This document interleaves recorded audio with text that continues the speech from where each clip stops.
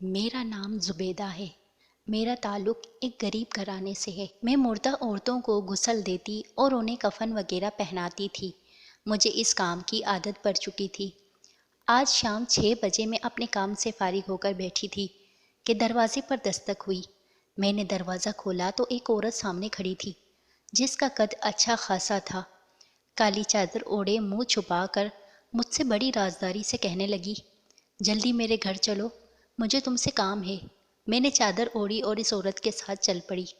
वो पैदल आई थी, जबकि इसके घर के बाहर 2 गाड़ियां खड़ी थीं। इस बात पर मुझे बड़ी हैरत हुई। मुझे राजदारी से अंदर कमरे में लेकर गई और बोली, ये मेरी बहू है, फौत हो गई है और ये हामला भी है। तुम इसे जल्दी से गुस्ल दे दो। मेरा बेटा शहर से बाहर है, मैंने फ़ोन करके बता दिया है, वो जैसे ही आ जाएगा इसकी तदफीन कर देंगे। सुना है कि हामला औरत जब मर जाती है तो वो डायन बन जाती है। हामला को ज़्यादा देर तक घर में रखना अच्छी बात नहीं। इस औरत की बातें सुनकर मैं तो हैरान रह गई। मैंने इस औरत से कहा, ऐसी कोई भी बात सच नहीं होती, ये लोगों की अपनी बनाई हुई बातें हैं। मैं बड़ी हैरान थी क्योंकि इस औरत के अलावा घर में कोई मौजूद नहीं था और इस औरत के चेहरे पर किसी किस्म के कोई तासरात नहीं थे। मैं दिल ही दिल में सोचने लगी कि अपनी बहू के मरने पर कोई सास भला इतना पुरसुकून कैसे रह सकती है, वो भी जब इसके पेट में अपना वारिस हो। फिर मैंने गुस्ल की तैयारी शुरू कर दी। मुझे इसकी बहू को देखकर बहुत दुख हुआ, क्योंकि वो जवान और बहुत खूबसूरत लड़की थी। इतनी भरपूर जवानी में मर जाना अपने आप में एक बड़ा सानिया है। मैंने गुस्ल की तैयारी की। अचानक मुझे लड़की के हाथों में हल्की सी हरकत महसूस हुई। मुझे शक हुआ तो मैंने इसकी नाक के आगे अपना हाथ रखकर देखा। इस लड़की की सांसें चल रही। मुझे इशारा मिल गया कि ये लड़की मरी नहीं है, बल्कि जिंदा है। मैंने जब ये सब देखा तो मैं उलझन का शिकार हो गई। मैंने इसकी सास को बुलाया और कहा कि आपकी बहू जिंदा लग रही है, आप किसी डॉक्टर को बुलाएं, हो सकता है कि अभी इनकी कुछ जिंदगी बाकी हो। मेरी बात सुनकर वो औरत खामोश हो गई। कुछ लम्हे बाद बोली, तुम्हें मुझे मशवरा देने की कोई ज़रूरत नहीं, तुम्हें जो कहा है वही करो। मैं समझ गई कि ये इस औरत की कोई सोची समझी साजिश है, वरना जवान लड़की मौत के मुंह में नहीं जा सकती। मैंने इस लड़की को गुस्ल देने और कफन बनाने से साफ इनकार कर दिया। तब वो औरत जल्दी से दूसरे कमरे में गई और लाल रंग की एक थैली उठा लाई, जिसमें 40,000 रुपये थे। इस वक्त मुझे पैसों की शदीद ज़रूरत थी। मेरा ईमान बिक गया। मैं इस औरत की बात समझ गई। मैंने वो पैसे अपनी जेब में रख लिए। ये पैसे मैं अपनी बेटी को देना चाहती थी, क्योंकि मेरे दामाद को बाइक की ज़रूरत थी। मेरा दामाद एक फैक्ट्री में मुलाजिम था, रोज़ाना बस में सफ़र करता था, लेकिन जहाँ फैक्ट्री थी वहाँ तक बसें नहीं जाती थी, इसीलिए मेरे दामाद को काफ़ी पैदल चलना पड़ता था। मेरी बेटी ने मुझसे इस बात का जिक्र किया, लेकिन मैं क्या कर सकती थी, क्योंकि हमारा अपना गुजारा भी बड़ी मुश्किल से होता था। मेरी बेटी को अपने शोहर के ताने सुनने पड़ते थे। इसी वजह से मेरी बेटी के घर में भी सुकून न था। पैसे लेकर मुझे इत्मीनान हो गया कि मैं अपनी बेटी को पैसे दे दूंगी तो इसका मसला हल हो जाएगा। मैं दोबारा इस लड़की को गुस्ल देने लग गई, मगर मेरा दिल झुलस रहा था।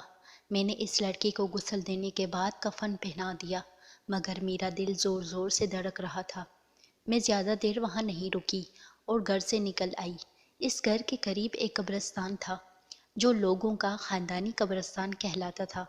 मैं इसे वहशत से देखती घर आ गई, मगर मेरा दिल बेसुकून था। थोड़ी देर के बाद मेरी बेटी आई। मैंने उसे भोजल दिल से खुशखबरी सुनाई कि तुम्हारे शोहर के लिए पैसों का बंदोबस्त हो गया है। तुम अपने शोहर को ये पैसे दे देना, ताकि वो अपने लिए बाइक खरीद ले और तुम्हारी भी ज़िंदगी आसान हो जाए। बेटी मुझसे बोली, अम्मी, आपके पास इतने पैसे कहाँ से आए? मैंने अपनी बेटी को हकीकत नहीं बताई। बेटी से झूठ कहा कि मैंने कर्ज लिया है और इसे वक्त के साथ अदा कर दूंगी। तुम परेशान मत हो। मेरी बेटी खुशी खुशी पैसे लेकर घर चली गई। मेरा शोहर जब घर आया तो मैंने शोहर को सारी बात बताई, लेकिन मेरे शोहर को इन बातों से कोई फ़र्क नहीं पड़ता था, क्योंकि मेरा शोहर लालची था। मैंने जब इसे ये बात बताई तो बातों बातों में मैंने उस लड़की के जेवर का भी जिक्र कर दिया कि उस लड़की ने अच्छी खासी सोने की अंगूठी पहनी हुई थी। मेरा शोहर अब वो अंगूठी हासिल करना चाहता था। شوہر نے کہا، آج رات کو ہم قبرستان چلتے ہیں، اس عورت کی قبر کھودیں گے اور وہاں جو زیور ملیں گے اس سے کوئی کاروبار کریں گے۔ میں اپنے شوہر کی باتوں میں آ گئی۔ رات کے 2 بجے ہم اپنے گھر سے نکلے۔ ہمارے پاس کسی قسم کا کوئی اوزار نہیں تھا۔ اب ہمیں یہ پتہ کرنا تھا کہ تازہ قبر کون سی ہے۔ ہم لوگ جب قبرستان پہنچے تو گورکن اس وقت جاگ رہا تھا۔ ہم نے اس سے آج دفن ہونے والی عورت کا پوچھا تو اس نے ہمیں نشاندہی کر دی۔ ویسے بھی وہ کچھ خاص ایماندار نہیں لگتا تھا۔ عجیب سی نوست تھی اس کے چہرے پر۔ وہ نیند میں لگ رہا تھا۔ چاند کی روشنی میں جب ہم لوگ اس قبر تک پہنچے تو وہ بالکل تازہ تھی۔ ہم نے مٹی کو ہٹانا شروع کیا تو آسانی سے مٹی ہٹ گئی، لیکن جب ہم قبر سے اینٹیں ہٹانے لگے تو ہمیں قبر سے ہلکی ہلکی آوازیں سنائی دینے لگیں۔ جب پوری سلیبٹ ہٹائی تو وہ لڑکی کفن پھاڑ کر اٹھی اور ایک زوردار چیخ ماری۔ یہ دیکھ کر ہم دونوں گھبرا گئے۔ لڑکی ابھی زندہ تھی، تکلیف سے کرا رہی تھی۔ اس لڑکی کو دیکھ کر ہم دونوں کی آنکھیں پھٹی کی پھٹی رہ گئیں۔ وہ لڑکی زاروں قطار رونے لگی، بولی، خدا کے لیے مجھے اپنے گھر لے چلو، میری ساس نے آپ سے جھوٹ بولا ہے، میں مری نہیں تھی۔ یہ سب سن کر میرے اندر سوئی ہوئی انسانیت جاگ گئی۔ میں اور میرا شوہر اس لڑکی کو اپنے گھر لے آئے۔ میرا دل تو اس کی طرف سے صاف تھا، مگر میرے شوہر نے مجھے اکیلے میں بلا کر کہا، یہ تو سارا کھیل الٹ ہو گیا۔ ہم اس لڑکی سے فائدہ اٹھانے گئے تھے، مگر یہ تو ہمارے ہی گلے پڑ گئی۔ میں نے شوہر سے کہا، تو کیا ہوا؟ ہمیں اس وقت تھوڑی انسانیت دکھانی چاہیے۔ میں اس لڑکے کی دیکھ بھال کروں گی۔ میری بات پر شوہر غصہ ہو کر گھر سے چلا گیا۔ میں اس لڑکی کے پاس گئی، اسے کھانا وغیرہ دیا اور اس لڑکی سے پوچھا کہ ایسا کیا ہوا ہے کہ تمہاری ساس تمہاری جان کی دشمن بن گئی ہے اور تمہیں زندہ دفن کر دیا۔ تب اس لڑکی نے اپنا نام صوبیہ بتایا۔ صوبیہ ایک غریب گھرانے سے تعلق رکھتی تھی۔ اس کے والدین بچپن میں فوت ہو گئے تھے۔ صوبیہ اپنے چاچا کے پاس رہتی تھی۔ صوبیہ کی ساس کا نام روبینہ تھا۔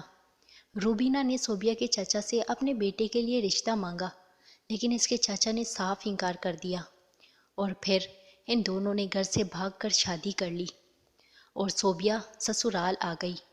3 ماہ بعد جب صوبیہ حاملہ ہوئی تو روبینہ نے پہلے دن سے ہی واضح کر دیا تھا کہ وہ صرف اور صرف بہو سے پوتا چاہتی ہے اور اسے پوتے چاہیے اپنی بہو سے۔ ایک دن روبینہ اپنی بہو صوبیہ کو ڈاکٹر کے پاس لے کر گئی اور اس کا الٹرا ساؤنڈ کروایا اور ڈاکٹر سے پوچھا کہ اس بچے کی جنس کیا ہے۔ ڈاکٹر نے بتایا کہ لڑکی ہے۔ اس وقت روبینہ کے چہرے کا رنگ اڑ گیا اور اس دن سے ہی روبینہ نے اپنی بہو کا بچہ ضائع کروانے کی بھرپور کوشش کی، مگر ایسا نہیں ہو سکا اور پھر روبینہ نے اپنی بہو کو دودھ میں نیند کی گولیاں زیادہ مقدار میں ڈال کر دے دیں۔ روبینہ اپنی بہو کو جان سے مار دینے کی کوشش کرتی رہی۔ روبینہ کا بیٹا عابد اپنی بیوی صوبیہ سے بے انتہا پیار کرتا تھا۔ طلاق دینے یا چھوڑنے کا سوال ہی پیدا نہیں ہوتا تھا۔ عابد پچھلے ہفتے کام کے سلسلے میں شہر سے باہر چلا گیا۔ روبینہ نے موقع کا فائدہ اٹھا کر سوچی سمجھی سازش کی اور اس نے بہو کے ساتھ اتنا بڑا ظلم کیا۔ یہ سب بتانے کے بعد صوبیہ زاروں قطار رونے لگی۔ میں نے صوبیہ سے کہا، بیٹی تم فکر نہیں کرو، اگر تم اپنے گھر جانا چاہتی ہو تو میں تمہیں پہنچا دوں گی، تم اپنے شوہر کے ساتھ ایک الگ زندگی شروع کرنا۔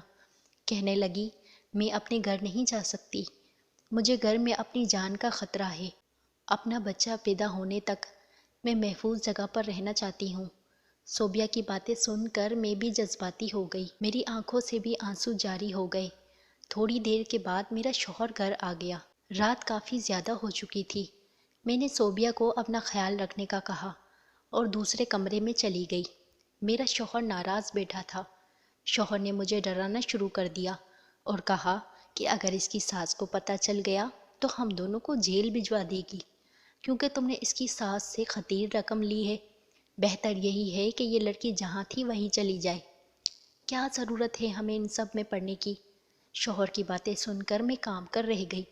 میں سوچ بھی نہیں سکتی تھی کہ میرا شوہر اتنا سنگ دل ہو سکتا ہے۔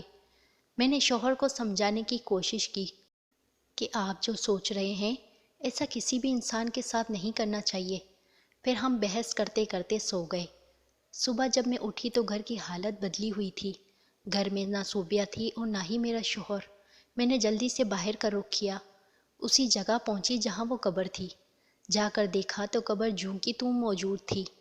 شوہر کا کچھ پتہ نہیں تھا۔ شام کو جب شوہر آیا میں اس پر برس پڑی۔ میں نے غصے میں شوہر سے پوچھا، کہاں گئی وہ لڑکی؟ کہیں تم نے اسے مار تو نہیں دیا؟ کہنے لگا، جب میں صبح اٹھا تو وہ لاش کی طرح زمین پر ٹھنڈی پڑی ہوئی تھی۔ میں نے سوچا کہ اس سے پہلے ہم پر کوئی مصیبت آئے، میں اس لڑکی کی لاش کو ٹھکانے لگا کر آیا ہوں۔ لاش کو گھر میں رکھنا کوئی عقل مندی کی بات نہیں۔ شوہر کی باتیں سن کر میرا سر چکرانے لگا۔ مایوس ہو کر میں بیٹھ گئی، اپنے اللہ سے رو رو کر معافی مانگنے لگی۔